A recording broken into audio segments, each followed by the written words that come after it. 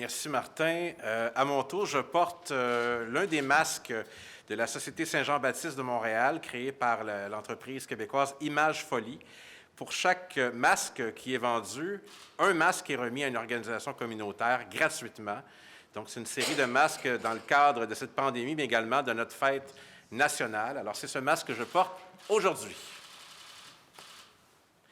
Ceci étant dit, c'est reparti pour 3 semaines parlementaires intensives et qui seront intenses. Le gouvernement du Québec prend des décisions importantes sur 3 enjeux fondamentaux dans notre société. 3 enjeux qui touchent les Québécois.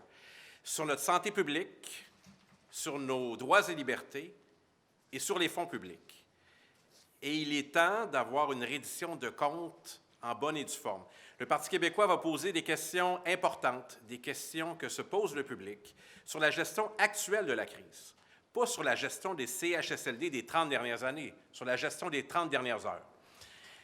Ces décisions ont un impact majeur et contribuent à bien des égards à ce qu'on ait un des pires résultats dans le monde présentement. Les 4000 morts, 4000 Québécois et Québécoises sont vrais, sont réels, portent un nom et leurs survivants portent un deuil. C'est une situation qui est dramatique et qui nous impose tous de garder le focus sur l'essentiel. Comment faire en sorte de mieux supporter les victimes au plan de la santé et les victimes au plan économique.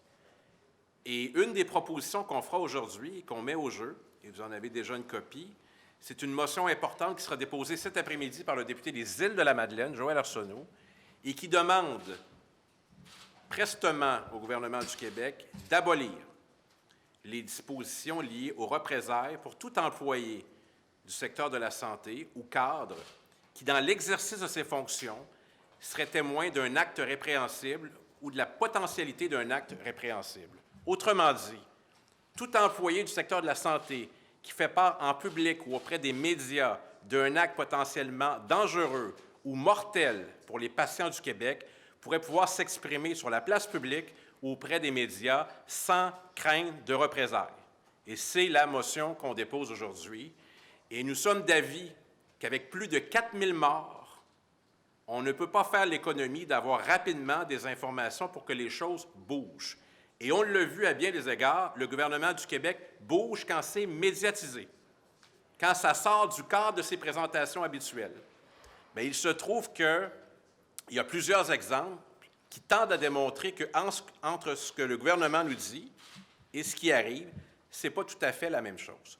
Je terminerai avec un exemple. La ministre de la Santé a dit sur un plateau télévisé dimanche dernier que c'était interdit le transfert dans le foyer du réseau de la santé d'un établissement à l'autre, d'une zone chaude à une zone froide ou l'inverse. C'est pas vrai.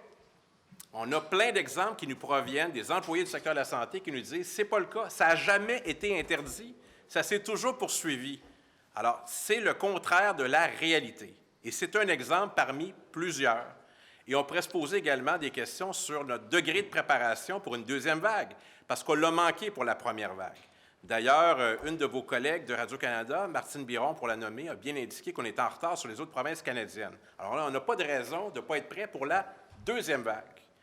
Et vous allez voir à travers nos questions et nos motions le sens des responsabilités qui nous habitent. Et on n'est pas moins responsable que le gouvernement du Québec en ce qui a trait à notre rôle dans le cadre de cette pandémie. À la différence que nous, on n'a pas toutes les données que le gouvernement du Québec a, qui est le seul à avoir accès aux données de la santé publique et à d'autres informations privilégiées. Donc, on est du côté du public et on pose les questions du public. On est redevable envers les Québécois et on pose des questions parce que bien qu'on est en crise sanitaire, on n'a pas suspendu le parlementarisme. Merci.